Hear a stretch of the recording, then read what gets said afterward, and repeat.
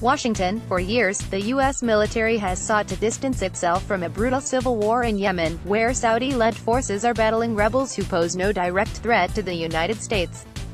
But late last year, a team of about a dozen Green Berets arrived on Saudi Arabia's border with Yemen, in a continuing escalation of America's secret wars. With virtually no public discussion or debate, the Army commandos are helping locate and destroy caches of ballistic missiles and launch sites that Houthi rebels in Yemen are using to attack Riyadh and other Saudi cities. Details of the Green Beret operation, which has not been previously disclosed, were provided to the New York Times by U.S. officials and European diplomats. They appear to contradict Pentagon statements that U.S. military assistance to the Saudi-led campaign in Yemen is limited to aircraft refueling, logistics, and general intelligence sharing. There is no indication that the U.S. commandos have crossed into Yemen as part of the secretive mission. But sending U.S. ground forces to the border is a marked escalation of Western assistance to target Houthi fighters who are deep in Yemen. Tim Kaine, DVA, a member of the Armed Services Committee, on Thursday called the Green Berets mission purposeful blurring of lines between train and equip missions and combat. He cited the report in the Times and called for a new congressional vote on the authorization for the use of military force, a war powers legislation used by 3 successive presidents in conflict zones around the world. Beyond its years as a base for al-Qaeda in the Arabian Peninsula, Yemen has been convulsed by civil strife since 2014, when the Shiite Muslim rebels from the country's north stormed the capital, Sana'a. The Houthis, who are aligned with Iran, ousted the government of President Abed Rabbo Mansur Hadi, the Americans' main counterterrorism partner in Yemen. AWSAF, a 5-year-old Yemeni girl, eats bread and drinks tea, which on many days is the only food she has, crouching next to her mother in their hut in Abiyan, Yemen. In 2015, a military coalition led by Saudi Arabia began bombing the Houthis, who have responded by firing missiles into the kingdom. Yet there is no evidence that the Houthis directly threaten the United States. They are an unsophisticated militant group with no operations outside Yemen and have not been classified by the U.S. government as a terrorist group. The Green Berets, the Army's special forces, deployed to the border in December, weeks after a ballistic missile fired from Yemen sailed close to Riyadh, the Saudi capital. The Saudi military said it intercepted the missile over the city's international airport, a claim that was cast in doubt by an analysis of photos and videos of the strike. But it was enough for Crown Prince Mohammed bin Salman to renew a long-standing request that the United States send troops to help the kingdom combat the Houthi threat. A half-dozen officials, from the U.S. military, the Trump administration, and European and Arab nations, said the U.S. commandos are training Saudi ground troops to secure their border. They also are working closely with U.S. intelligence analysts in Najran, a city in southern Saudi Arabia that has been repeatedly attacked with rockets, to help locate Houthi missile sites within Yemen.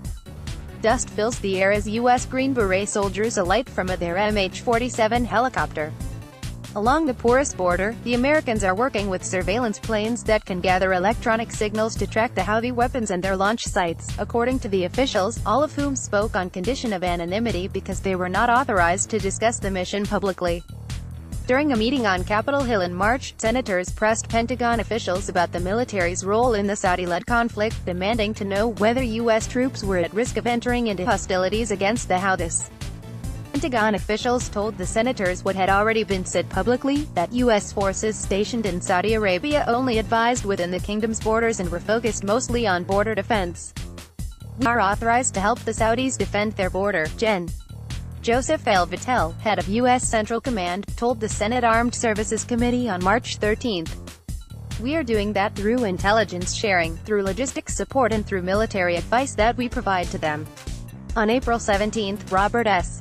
Karam, Assistant Secretary of Defense for International Security Affairs, told the Senate Foreign Relations Committee that the United States had about 50 military personnel in Saudi Arabia, largely helping on the ballistic missile threat. The Green Berets have stepped in to deal with an increasingly difficult problem for the Saudi military. Their presence is the latest example of the expanding relationship between the United States and Saudi Arabia under President Donald Trump and Salman. Trump's first overseas trip after taking office was to Riyadh, nearly 1 year ago.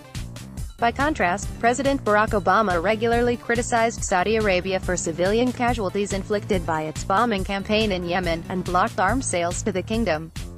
In March, as Salman met with Trump and top national security officials in Washington, the State Department approved the sale of an estimated $670 million in anti-tank missiles in an arms package that also included spare parts for U.S.-made tanks and helicopters that Saudi Arabia previously purchased. A photo distributed by the Houthi military media unit shows the launch by Houthi forces of a ballistic missile aimed at Saudi Arabia. Saudi Arabia is a very wealthy nation, and they're going to give the United States some of that wealth, hopefully, in the form of jobs, in the form of the purchase of the finest military equipment anywhere in the world, Trump said at the time. He called Salman more than the crown prince now, and displayed a poster featuring military aircraft worth $12.5 billion that the United States had agreed to sell to Saudi Arabia. The U.S. military support for the Saudi campaign against the Houthis is different from the Pentagon's campaign against other militants in Yemen. Over the past 2 years, U.S.-backed government troops from Yemen and the United Arab Emirates have expanded a shadowy war in Yemen's central and southern regions. The effort has targeted more than 3,000 members of the Qaeda affiliate and its tribal confederates, driving them into the rugged, mountainous interior.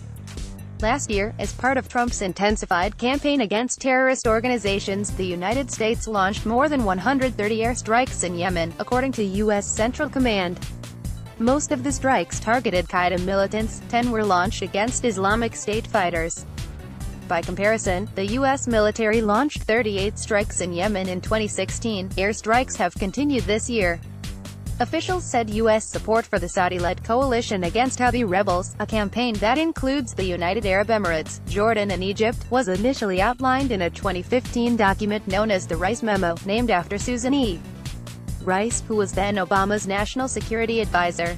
The memo detailed military assistance and was intended to keep the United States out of offensive operations against the Houthis, focusing instead on helping the Saudis secure their border.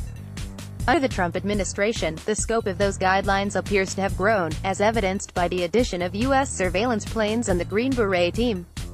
The Saudi air campaign in 2015 initially was aimed at stockpiles of older Soviet ballistic missiles that were first used in Yemen's 1994 civil war. The Saudi military reckoned those weapons could fall into Houthi hands. In April 2015, after a month of strikes, the Saudi-led coalition said it had accomplished its goals of destroying the missiles and the equipment used to launch them. But that June, Houthi rebels launched their first salvo of ballistic missiles aimed at Khamis Mushat, a Saudi city roughly 60 miles from the Yemen border. Since then, Houthis have launched dozens of missiles, including shorter-range modified anti-aircraft missiles and imported Iranian munitions. The White House and State Department have seized on the attacks to condemn not only the rebels but their Iranian supporters, underscoring the administration's increasing hardline against Tehran.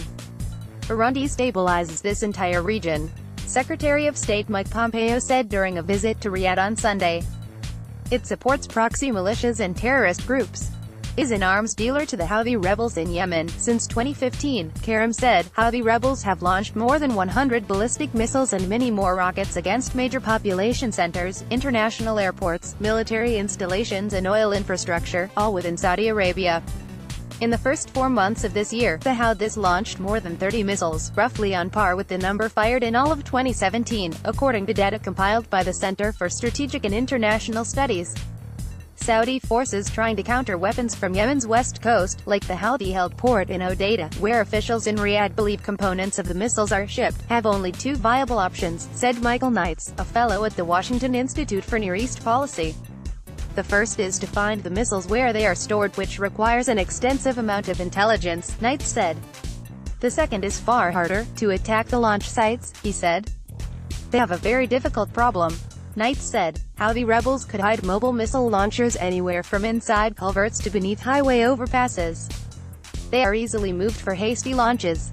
Dealing with that problem requires a well-orchestrated system by the Saudi-led coalition, extending from satellites to troops on the ground, to ensure aircraft can find and quickly destroy the missile launchers. In a mobile missile environment, that's a challenge, Gen. David L. Goldfein, the Air Force Chief of Staff, said in an interview.